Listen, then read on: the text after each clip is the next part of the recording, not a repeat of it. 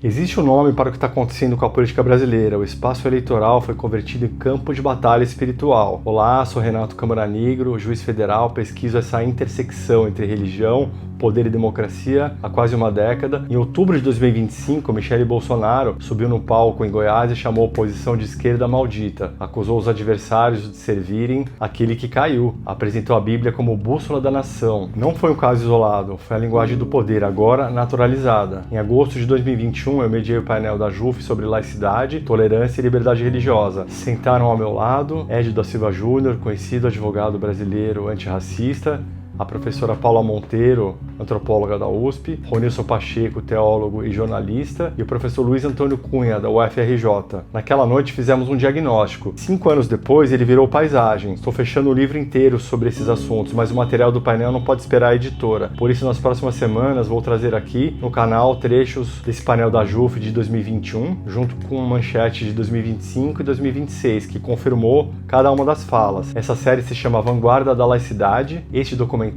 é o painel inteiro costurado pela primeira vez. O que vai entrar a partir de agora foi dito em 2021, tudo sem ajustes. Você vai entender porque isso virou debate que o Brasil não consegue mais evitar. Motorista de Uber cancelando corrida ao ver terreiro no endereço, mãe de santo processando aplicativo na Paraíba, professor da Assembleia de Deus em Tucuruí afirmando que o autismo é visita do diabo, liberdade religiosa virou, em alguns casos, tecnologia de exclusão. A Constituição não protege só a religião, ela protege com a mesma intensidade o direito de não ter nenhuma religião. O artigo 5º, inciso 6º, fala em liberdade de consciência e de crença, não em religião. Isso é deliberado. A liberdade de crença é absoluta, você pode crer no que quiser, ou em nada. Já a liberdade religiosa, quando vira ato externo, tem limites, termina aonde o direito do outro começa. Em 2021, no painel da JUF que eu mediei, Edio da Silva Júnior, advogado, doutor pela PUC São Paulo, disse isso em uma frase só, e teve razão antes do tempo, veja. Eu quero destacar, na verdade, 2 aspectos. Primeiro,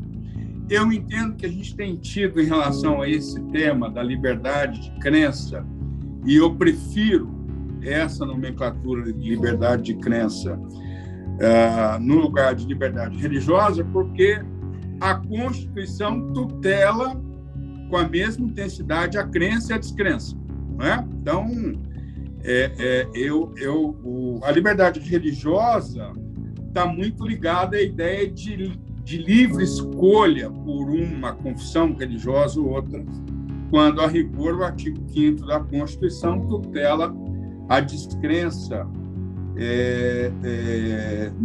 com a mesma intensidade com que tutela a crença. Denúncias de intolerância religiosa quase triplicaram entre 2022 e 2024. As religiões de matriz africana, que somam 1% da população, correspondem a 65% das vítimas. Pastor afirmando que o autismo é visita do diabo, padre em Nova Friburgo denunciado pelo MP por homofobia em homília, em missa. A teologia do ódio virou categoria de análise, porque virou rotina. Tolerância passiva é um nome bonito que o Estado dá para a sua missão. Em educação, em comunicação e em cultura, onde o Estado deveria agir ativamente, ele se omite. Quando os números cobram a conta, é tarde demais. Em 2021, no painel da JUF que eu mediei, 3 vozes já alertavam. O advogado Edio da Silva Júnior, a professora Paula Monteiro e o jornalista Ronilson Pacheco. Olha só o que eles disseram. A intolerância religiosa é um fenômeno tão arraigado e tão enraizado na sociedade brasileira, no cotidiano, que eu tenho dúvida se o direito dá conta de nos auxiliar a superar um problema como esse. Ou seja, quando eu penso tolerância, muito embora muita gente tenha, e eu sou macumbeiro, e tem muita gente que na macumba que diz, eu não quero ser tolerado, eu quero ser respeitado. E aí eu digo, sempre que posso, eu digo que o conceito de tolerância, ele é um conceito muito mais amplo, muito mais profundo, muito mais denso do que respeito, porque a tolerância impõe ao Estado um papel ativo diante dessa rica geografia de identidades culturais que nós conformamos aqui. Ou seja, qual é o papel do Estado? Qual é o papel do Estado numa sociedade em que 10% dos brasileiros se declaram ateus ou agnósticos, cristãos, pentecostais, neopentecostais, enfim, budistas, judeus, muçulmanos. O papel do Estado é garantir que todas essas expressões possam conviver publicamente num ambiente de respeito recíproco, num ambiente de coexistência, num ambiente de cultura de paz. Então, quando eu penso em tolerância, eu estou, na verdade, formulando ou eu estou atribuindo ao Estado um papel proativo, um papel positivo. É papel do Estado evitar que essas manifestações de violações de direitos em razão da crença ou da descrença se manifestem. Mas, de outro lado, também eu acho claro que o princípio da neutralidade estatal é um princípio que sustenta a nossa compreensão da laicidade contemporânea, é um princípio também insuficiente, porque, na verdade, por um lado, os conflitos suscitados por essas disputas religiosas e não religiosas, mas também pelas disputas dos religiosos entre si, de uma religião contra a outra, tem cada vez mais exigido a intervenção do Estado, porque as religiões não estão conseguindo se autorregular. É necessário entender que a neutralidade do Estado não é mais suficiente, o Estado precisa reconhecer que ele não pode permanecer neutro, né? E é preciso colocar no foco a inteligência da regulação desse novo momento. A tolerância, ela praticamente não existe, não se tolera o protagonismo da religião de matriz africana, não se tolera outra perspectiva de espiritualidade, de religiosidade, que possa ter qualquer tipo de influência ou diálogo na formação da sociedade, da influência cultural na sociedade. Quer dizer, tudo é a partir de um lugar principal que é ocupado, sobretudo, pela perspectiva cristã, né? Pelo cristianismo, em especial com uma inclinação evangélica muito forte. Em novembro de 2025, uma professora numa escola municipal do Rio de Janeiro teria pisoteado uma flor que uma criança de 5 anos lhe entregou, referência ao orixá Oxum. Em São Paulo, PMs entraram fortemente armados na escola, numa escola pública, depois que uma criança fez um desenho de Ansan e entregou para a professora. 70% das escolas brasileiras oferecem ensino religioso, metade delas com frequência obrigatória, o que é inconstitucional. A escola pública virou arena de disputa entre clérigos. O diagnóstico não é meu, vem do professor Luiz Antônio Cunha, da UFRJ, Autoridade Nacional em Laicidade e na Educação. Eu sistematizo no direito o que ele documentou pela educação. Projetos de criacionismo, escola sem partido, segue tramitando no Congresso. Em 2021, no painel da JUF que eu mediei, o professor Cunha disse em uma frase: o espaço das escolas públicas é um espaço de missionários. Eu queria lembrar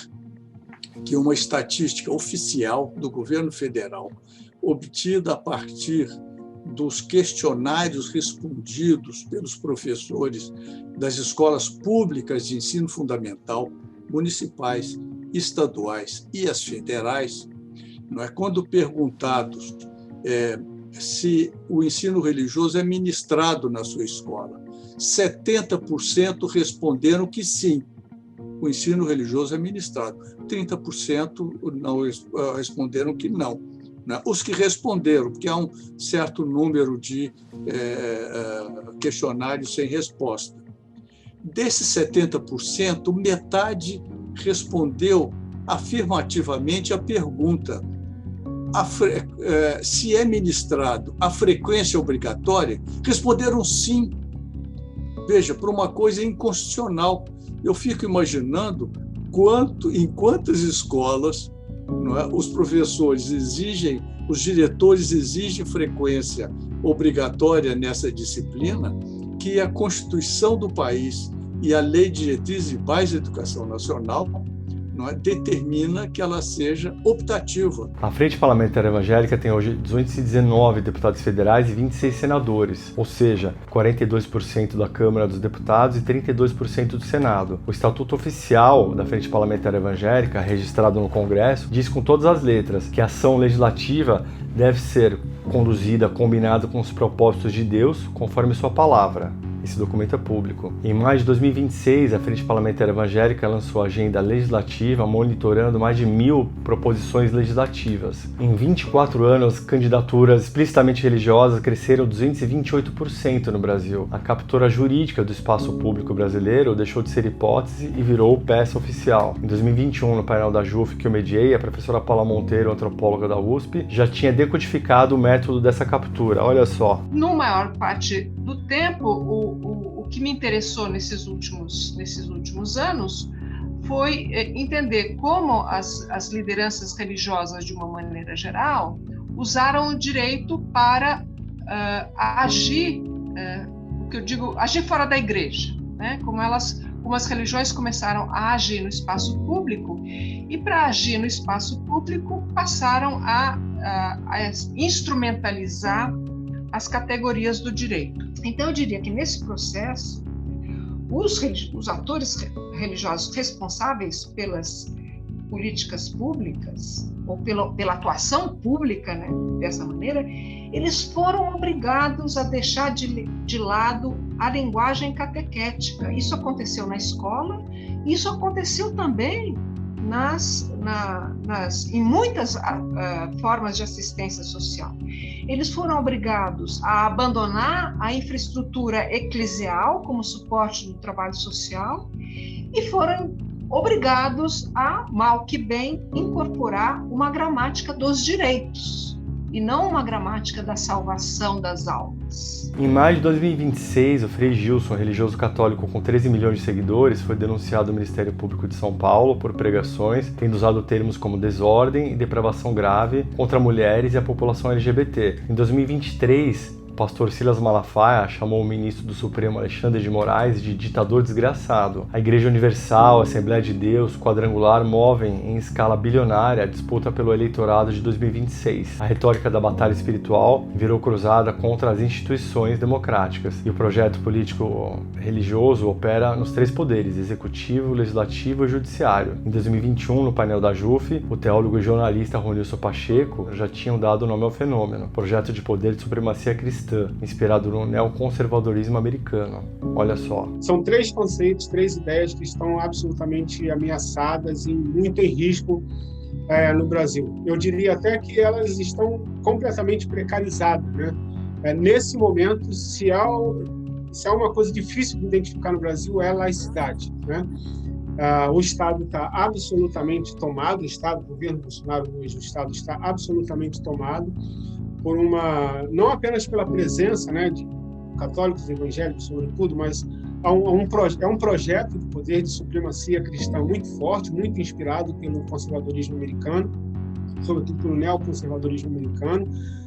E diferente de outras ocasiões, ou qualquer outro governo, essa presença ela é muito ostensiva, ela é muito, vamos usar uma expressão aqui, né, descarada. Ela está bem exposta com relação a tanto a afirmação desse projeto, né, como a ideia de que o Brasil é, sobretudo, um país cristão, conservador, Deus acima de todos, né, Brasil acima de tudo, Deus acima de todos, como isso é dito de uma maneira muito tranquila. Então, ela não é nem um projeto sutil, não é nem uma questão só quantitativa, ela é uma afirmação de um projeto de poder de supremacia cristã muito forte. Ela está dentro do Estado, ela tomou o Estado, né? Hoje, a educação, justiça, direitos humanos está completamente tomado por essa perspectiva, e ela está pautando, determinando o que é ou como forma a sociedade brasileira. Em 2026, a Casa Branca declarou estar trazendo a fé de volta ao espaço público. Viralizou a imagem do presidente americano sendo ungido por pastores dentro do Salão Oval. A linguagem oficial da Casa Branca incorporou expressões como guerra espiritual contra os adversários políticos, inclusive. No Brasil de 2020, do governo Bolsonaro, a diplomacia brasileira rompeu sua posição tradicional em fóruns multilaterais sobre os direitos das mulheres, em temas como educação sexual, direitos reprodutivos, saúde reprodutiva da mulher. O Brasil passou a se alinhar ou se abster ao lado de governos ultraconservadores, como a Arábia Saudita, Paquistão, Catar e Afeganistão, afastando-se da posição majoritária das grandes democracias ocidentais. O antropólogo Ari Pedro Oro deu nome a isso de laicidade a Bolsonaro. Em 2021, no painel da JUF, 2 diagnósticos já apontavam para esse realinhamento. O jornalista Ronício Pacheco mostrou o lado interno e eu mostrei o lado externo. Olha só as duas falas. A liberdade religiosa, ela só é mantida, só é preservada ou só é reivindicada, né? Ela só é exigida na medida em que é precisa a liberdade religiosa para que esse processo, essa imposição dessa supremacia cristã tenha lugar, né? Eu não acho que é razoável a gente imaginar apenas como uma frase religiosa da ideia, por exemplo, do Deus acima de todos, né? Que se transformou num mote, se transformou numa espécie de hino principal do governo. Eu não acho isso razoável, né? A ideia do Deus acima de todos é uma ideia com uma carga autoritária muito forte, né? Inclusive pensando na perspectiva biblicamente, né? Se nós formos pensar que na perspectiva bíblica uma ideia, não existe essa frase, né, formulada nesse sentido de Deus acima de todos, mas essa ideia ela só existe basicamente em 2 contextos: ou você tem uma disputa de divindades, né, nas narrativas do Antigo Testamento, ou num contexto bélico de guerra contra o inimigo. Só basicamente nesses 2 contextos você tem uma ideia que se assemelha à ideia de Deus acima de todos. Ou você afirma a ideia de Deus acima de tudo e de todos como parte de uma disputa entre divindades, na qual Deus do Antigo Testamento é superior e vencedor, ou você afirma num contexto bélico em que o discurso religioso, principalmente do povo de Israel, está muito presente. Então, ou a disputa de divindade ou a afirmação contra o inimigo. E aí não é razoável que a gente tenha a ideia do Brasil acima de tudo e Deus acima de todos como uma frase que possa ser proferida, né, pelo chefe do Estado e ser uma espécie de frase que oriente o governo, a política pública, as ideias de política pública, como se isso fosse uma coisa absolutamente normal. Era necessário fornecer uma gama completa de informações e serviços de saúde sexual e reprodutiva, incluindo planejamento familiar, métodos seguros e eficazes de contracepção, programas de prevenção de gravidez adolescente, assistência à saúde materna e aborto seguro, conforme a lei dos países, conforme a legislação nacional. A diplomacia brasileira, nessa ocasião, não aderiu a essa resolução, ficou contra a maioria dos países ocidentais, as principais democracias do mundo, ao lado de países da extrema-direita, ultraconservadores, pior, ao lado de países de maioria islâmica, várias teocracias acusadas de violação de direitos das mulheres, como Arábia Saudita, Paquistão, Afeganistão, Líbia, Catar, Bahrein e Iraque. Nós ficamos alinhados a esses países na esfera internacional. Em 2021 fizemos um diagnóstico, em 2026 virou paisagem, em 2030 pode estar dentro da inteligência artificial que você usa. 5 anos atrás, o advogado Ed da Silva Júnior dizia que o discurso de ódio dava dinheiro. A professora Paula Monteiro disse que as religiões aprenderam a usar o direito. O Ronício Pacheco disse que existia um projeto de supremacia cristã. Já o professor Luiz Antônio Cunha nos contou que a escola pública tinha sido convertida no espaço missionário. Eu mostrei que o Estado paga a religião majoritária. Tudo se confirmou, mas a vanguarda não para. Em 2025, Patrick Gelsinger, ex-CEO da Intel, lançou a Glu, empresa que oferece chatbots pastorais com IA e quer, com todas as letras, cristianizar a inteligência artificial. Ele compara o momento à invenção da imprensa de Gutenberg e disse que seu propósito de vida é apressar a volta do Cristo através da tecnologia. A fé está sendo convertida em dados, práticas religiosas, doações, pedidos de oração, tudo virando métrica, ranking, dado vendável. O Vale do Silício virou campo missionário. Em 2030, a próxima geração de IA pode chegar com uma tecnologia embutida que ninguém votou. Quem viu primeiro avisou. Eu acabo de fechar um livro sobre isso. A próxima vanguarda já está nas suas linhas.